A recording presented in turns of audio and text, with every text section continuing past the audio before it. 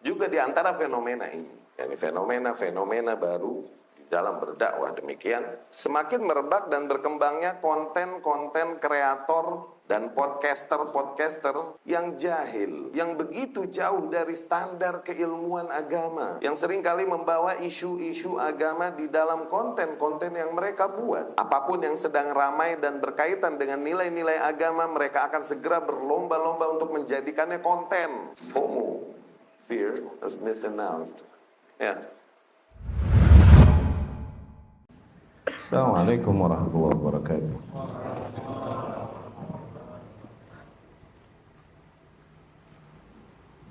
Bismillahirrahmanirrahim. Walhamdulillah. Wa qad kafa. Wassalatu wassalamu ala sayyidil Mustafa wa ala alihi wa ashabihi wa man kanu bi atharihi muqtafa. Amma ba'd. Ikhwati rahimakumullah. Pembahasan kita hari ini insyaallah berkaitan dengan fenomena yang terjadi di akhir-akhir ini, sebagaimana yang kita ketahui dari judul yang kita telah umumkan, ya. Dan kerangka pembahasan kita dalam pertemuan kali ini, yang pertama muqaddimah, kemudian setelah itu kita berbicara tentang di antara bentuk fenomena baru di dalam berdakwah.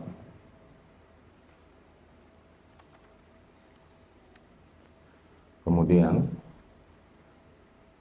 bab selanjutnya di antara arahan Allah kepada Nabi-Nya sallallahu alaihi wasallam di dalam moral berdakwah.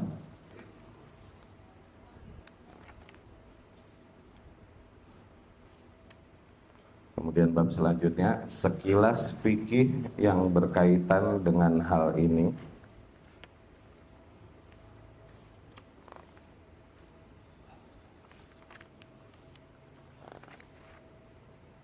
Kemudian bab selanjutnya antara instansi pendidikan dengan dakwah di lapangan.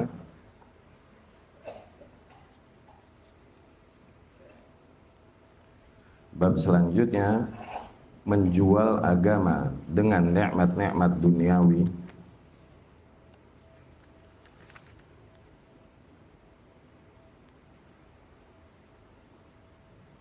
Bab selanjutnya betapa efektifnya harta merusak agama seseorang.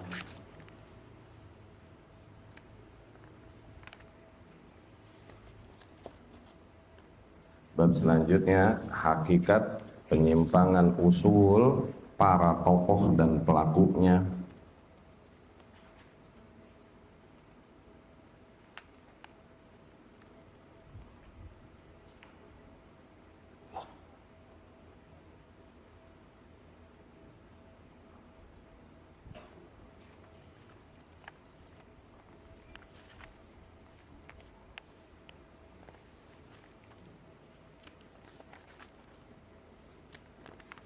Bab selanjutnya berbicara tentang bahwasanya bid'ah dan penyimpangan jauh lebih dicintai syaitan daripada maksiat.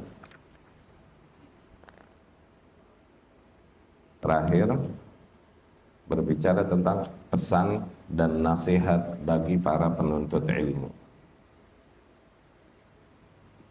Mungkin materi ini panjang, bisa jadi 2 kali pertemuan. Apabila nggak habis pertemuan pertama, maka kita teruskan di kajian Selasa malam insyaallah, ya. Baik, bismillah. Muqaddimah. Di antara fenomena di lapangan dakwah yang terjadi di akhir-akhir ini adalah semakin muncul, marak dan semakin banyaknya bentuk wasilah-wasilah dakwah yang baru, yang hanya terjadi di era-era belakangan ini, yang tak ada contoh dan pendahulunya di masa salaf. Sebagaimana wasilah dengan segala hukumnya, maka demikian wasilah kepada dakwah bisa menjadi mubah atau bisa menjadi haram. Memanglah perkara yang pada dasarnya ijtihadi, berbeda dengan perkara manhajud dakwah yang bersifat tauqifi. Ya, Perkara wasilah memang terbuka pintu ijtihad dan pendapat bagi para ahli ilmu di dalam hal tersebut. Demikian kami pada awal kemunculan wasilah demikian berhusnuzon terhadap fenomena yang zahirnya positif tersebut. Dan kami termasuk orang-orang yang mendukung acara-acara demikian. Namun seiring berjalannya waktu dan bergulirnya fenomena tersebut, kami menyadari sebuah realita bahwa ternyata wasilah-wasilah dakwah baru demikian lama-kelamaan justru malah menjauhkan dakwah dari maqasidnya, yakni dari tujuan-tujuan inti dakwah. Bahkan mengotori kesucian dan kesakralan nama dakwah, dan justru terjauhkan dari konsep dan maqasid berdakwah yang diarahkan Allah kepada para nabinya alaihi wassalatu wassalam. Dikarenakan seringkali tercampurnya dan terlegalisasikannya kejahilan dan hawa nafsu di dalam wasilah-wasilah tersebut, juga tercampurnya peluang dan niat berbisnis yang memang semata-mata hanya ditujukan demi meraup keuntungan duniawi di dalam wasilah-wasilah baru demikian. Wasilah-wasilah baru yang dibuat oleh para dai dan juga IO, juga para konten kreator yang mengatasnamakan dakwah, yang marak menjamur dan berlomba menegaskan eksistensinya masing-masing di dalam gebrakan-gebrakan acara dan konten yang mereka buat. Mereka seringkali bahkan lebih dominan untuk mengarahkan ustadz dan dai yang mereka jual, bukan ustadz atau dai-dai tersebut yang dominan untuk mengarahkan mereka. Belum lagi berbicara bahwasanya para aktivis wasilah-wasilah demikian juga ternyata bukanlah orang-orang yang memiliki himmah, memiliki semangat besar untuk duduk menuntut ilmu, mendengarkan penjelasan ayat-ayat dan hadis-hadis di dalam kitab para ulama. Mereka tidak memiliki ketertarikan dan minat yang besar untuk memahami dan menguasai apa yang dasarnya menjadi tugas tiap individu manusia: mengenal tauhid dan sunnah, mengenal akidah dan usulul haq untuk menjadi acuan di dalam kehidupan mereka. Mereka hanya aktif dan bahkan overaktif ketika acara-acara dakwah tersebut berupa perhelatan-perhelatan akbar yang didatangi banyaknya manusia dan terbukanya peluang-peluang bisnis untuk mendapatkan keuntungan duniawi. Atau mereka begitu semangat ketika isu-isu agama yang mereka kontenkan adalah isu yang sedang viral, sehingga dapat dengan mudah menghadirkan perhatian para manusia dan menaikkan nama serta eksistensi mereka. Dengan itu terciptalah panggung yang hawa nafsu mereka harapkan untuk diri mereka, tanpa memperdulikan mana yang hak dan mana yang batil, tanpa memperdulikan sesuaikah dengan sunnah, dengan tauhid atau tidaknya. Kemudian, di antara contoh fenomena baru di dalam dakwah, di antara apa yang kita banyak lihat dan tangkap dari fenomena-fenomena baru tersebut, terlepas dari hukumnya, ya, kita belum berbicara tentang boleh atau tidaknya, halal atau haramnya. Di antara bentuk fenomena-fenomena baru di dalam dakwah yang semakin menyebar di antara kaum muslimin, yaitu apa? Semakin banyak dan semakin diwajarkannya praktik-praktik dakwah yang bertarif, yang diselenggarakan oleh banyak dai beserta IO yang memfasilitasi dan menyediakan panggung dan mengarrange acara untuk mereka. Ya. Praktik demikian juga seringkali mengarah dan membuka pintu kepada inovasi-inovasi dalam konsep berdakwah atau dalam wasilah berdakwah yang lebih liar, lebih jauh lagi.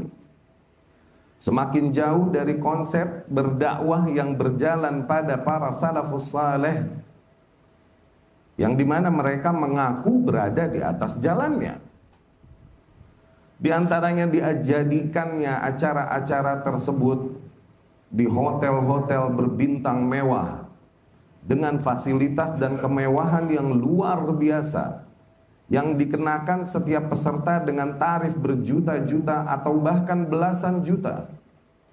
Dipersiapkan pula acara-acara dan kegiatan-kegiatan lain untuk memeriahkan acara yang mereka namakan dakwah tersebut, seperti gathering, perlombaan-perlombaan, api unggun, feast, pesta-pesta makan, dengan berbagai hidangan lezat bagi setiap peserta yang tidaklah dapat diikuti acara demikian kecuali oleh para arbabul amwal, oleh para hartawan, terjauhkan dari para kaum du'afa dan fuqara. Inovasi lain yang juga marak berangkat dari fenomena wasilah-wasilah baru di dalam berdakwah demikian, yaitu dijadikannya pameran-pameran dan bazar-bazar yang dimeriahkan acara-acara tersebut dengan didatangkannya para dai-dai artis untuk menjadi daya tarik pasar, sehingga tertarik para manusia untuk ramai berdatangan dan berbelanja di pusat perbelanjaan yang mereka sediakan dengan stand-stand yang disediakan panitia, sehingga semakin bias batasan antara dakwah yang memang bertujuan ikhlas menyampaikan yang hak, menyeru manusia kepada Allah, dan bisnis yang memang semata hanya bertujuan untuk meraup keuntungan duniawi. Para dai tersebut hanya dijadikan sebagai calo untuk menyeru dan menarik para konsumen agar tertarik untuk datang dan kemudian tergoda untuk berbelanja di bazar dan pasar tersebut. Qala Allah dan qala Rasul yang disampaikan hanyalah menjadi penghibur bagi telinga-telinga orang-orang yang sedang sibuk berbelanja, menawar, dan mengobservasi komoditi-komoditi bisnis yang ada. Ya.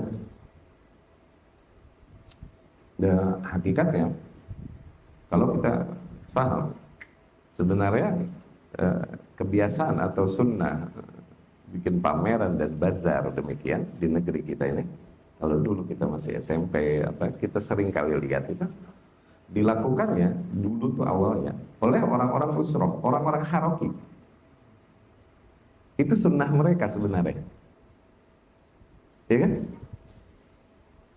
Orang-orang haroki itu, orang-orang partai tersebut, orang-orang Hizbut Tahrir, orang-orang ikhwan, itu sunnah mereka, dasarnya itu. Oke? Namun kemudian dikopi cara ini oleh para pegiat-pegiat dakwah yang kemudian lebih mendekat ke arah kajian-kajian sunnah, kajian-kajian salafi. Dulu berjalan kajian salafiyah tidaklah berjalan kecuali hanya di rumah-rumah Allah, atau mungkin di rumah beberapa ikhwan dan lain-lain, dengan segala kebersahajaannya dan lain-lain. Dakwah tersampaikan dari dulu gitu, dan fokus kepada transformasi keilmuan, kepada penyampaian keilmuan, terutama materi-materi tauhid dan akidah. Memang demikian dakwah salaf dari zaman ke zaman. Itu genre kental yang membedakan dakwah salafiyah dengan dakwah-dakwah yang lain. Kentalnya dakwah mereka di dalam materi-materi akidah dan tauhid. Yang pasti karena membahas materi demikian akan banyak membahas materi tentang penyimpangan di dalam bab akidah dan bab tauhid. Ya, dulu tuh demikian aja, tidak masalah. Cuman lama-lama akhirnya ikutlah tren mereka dan ikut budaya mereka, terlepas dari halal haram ya. Ini belum cerita boleh atau tidaknya ya, belum cerita ke sono, belum ya. Ini cerita bagaimana dulunya berjalan tuh sebenarnya demikian ya. juga di antara fenomena ini, yakni fenomena-fenomena baru di dalam berdakwah demikian, semakin merebak dan berkembangnya konten-konten kreator dan podcaster-podcaster yang jahil, yang begitu jauh dari standar keilmuan agama, yang seringkali membawa isu-isu agama di dalam konten-konten yang mereka buat. Dari seluruh isu-isu yang ada dan viral di antara masyarakat, mereka sengaja memilih memang isu-isu agama yang mereka pilih untuk jadi komoditi bisnis mereka, untuk jadi industri yang mereka aktif di dalamnya. Apapun yang sedang ramai dan berkaitan dengan nilai-nilai agama, mereka akan segera berlomba-lomba untuk menjadikannya konten. FOMO. Ya, FOMO ya istilahnya. Fear of missing out. Ya. Mereka berlomba-lomba bersegera untuk menjadikannya konten demi mendatangkan banyaknya viewers dan subscribers, sehingga dengan itu akan mendatangkan keuntungan duniawi bagi mereka. Bahkan seringkali mereka bertindak sebagai buzzer yang ditunggangi dan dipesan untuk mengarahkan isu-isu tertentu yang diharapkan oleh para pemesan, memalingkan masyarakat dari isu-isu yang mereka ingin tutupi. Mereka bukanlah orang-orang yang melewati masa yang panjang dalam duduk menimba ilmu kepada para ulama. Mereka bukan orang-orang yang melewati masa hidup mereka duduk membaca, menyimak kitab-kitab dan penjelasan para ulama demi memahami ayat-ayat dan hadis-hadis. Bahkan mereka seringkali tidak memahami bahasa kitabullah dan tidak memahami bahasa Rasulullah sallallahu alaihi wasallam, tidak memahami bahasanya para ulama di dalam menjelaskan kitabullah dan sunnah Rasulnya sallallahu alaihi wasallam, yang dimana bahasa hakikatnya adalah hal paling mendasar dan hal yang kunci sifatnya, yang hanya dengan itu seseorang dapat mengenal agamanya dengan baik. Dan dikarenakan itu semua, walhasil seringkali mereka masuk ke dalam ranah berdakwah, berani berkata-kata tentang Allah dan agamanya tanpa keilmuan, menyeru kepada apa yang mereka kira hak dan sesuai dengan hawa nafsu mereka, padahal itu hakikatnya adalah kebatilan. Mengingkari apa yang mereka kira itu adalah kebatilan, padahal justru itu adalah sesuatu yang hak.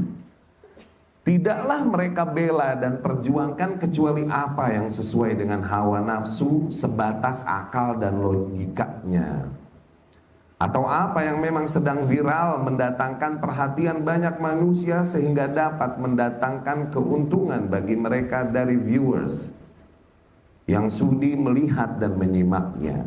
Dengan instan mereka mendapatkan panggungnya.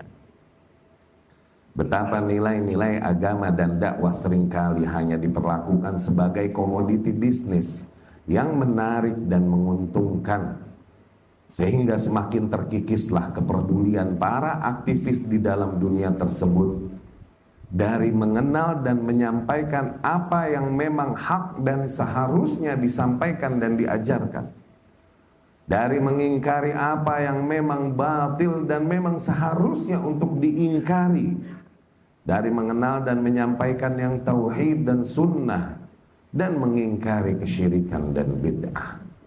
Ya. Di antara mereka ada yang rambutnya acak-acakan, di antara mereka ada yang kulitnya kapalan-kapalan. Tuh lihat, kondisi fisik mereka menggambarkan strata ekonomi mereka.